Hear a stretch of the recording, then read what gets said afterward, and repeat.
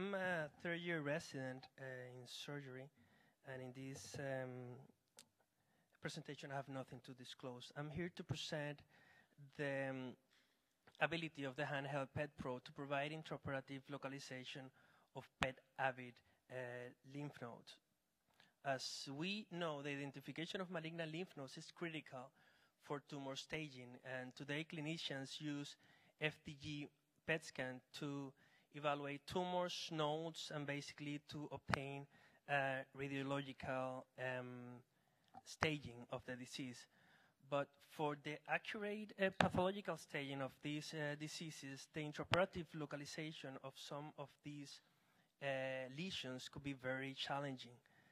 So I'm here to present two novel PET probes designed to detect FDG radio tracer intraoperatively. Recently, this PET probe has shown promising results in localizing tumors, but its ability to localize nodes has not been well addressed. This is a picture here of the probe. These are the two probes. This is the gamma and the beta probe. Both of these could be used in minimally invasive surgeries. The gamma probe detects specifically gamma rays, and the beta probe, which is here, specifically detect the beta rays. Both of these rays are emitted from the same FDG radio tracer. As you may know, FDG is a fluorinated glucose analog that contains fluoride 18. It gets selectively concentrated in tumor tissue, and from there it emits two types of radiation. The first is a low energy positron or beta ray.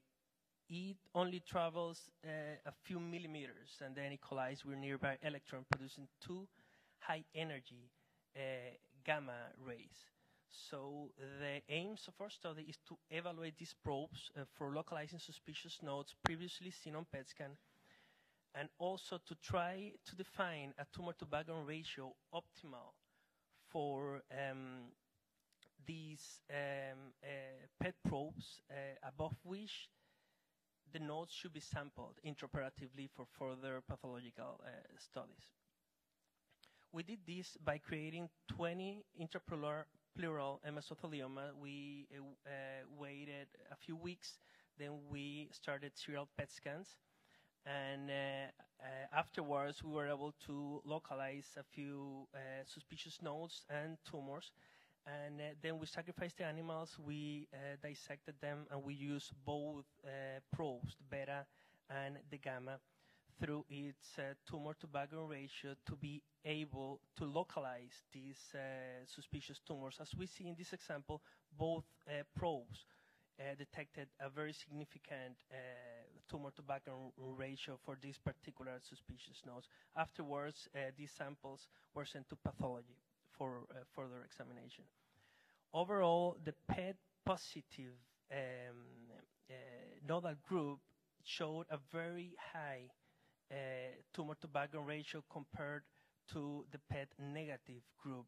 This was noted for both probes, and this was this had a very statistical value.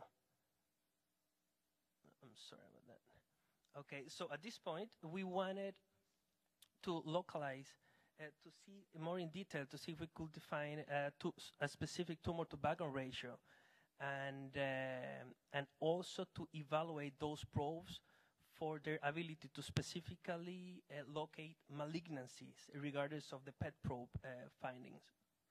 We did this using the receiver operating characteristic analysis, or ROC curve.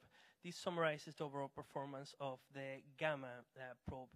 And for those of you who are not very familiar with this analysis, it's very simple. The closer these curves are to the left upper corner, in other words, the closer this area under the curve, or AUC, is to 1, the better the overall performance of this probe. So here we have two graphs. The black line illustrates the ability of the gamma probe to locate PET positive findings, and the green one shows the ability of these probes to detect specifically malignancy. As we can see, the AUC for both were excellent. For PET positive, the AUC was 0.95, and for its ability to detect malignancy was 0.90.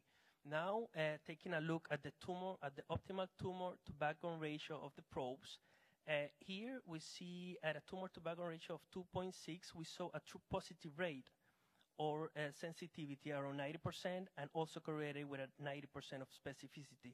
Increasing these to above 3 greatly decreased our sensitivity. Therefore, the optimal window found was between 2 and 3, where the sensitivity and specificity were the highest.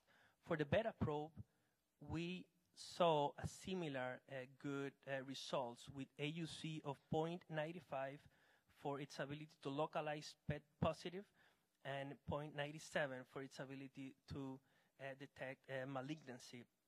And also of note, the same TBR was found to be optimal, where sensitivity and specificity of this probe was the best. So in summary, all suspicious nodes seen on PET scans were readily found intraoperatively using the PET probes, and tumor to background ratio between 2 and 3 appear to be the optimal window to localize suspicious nodes.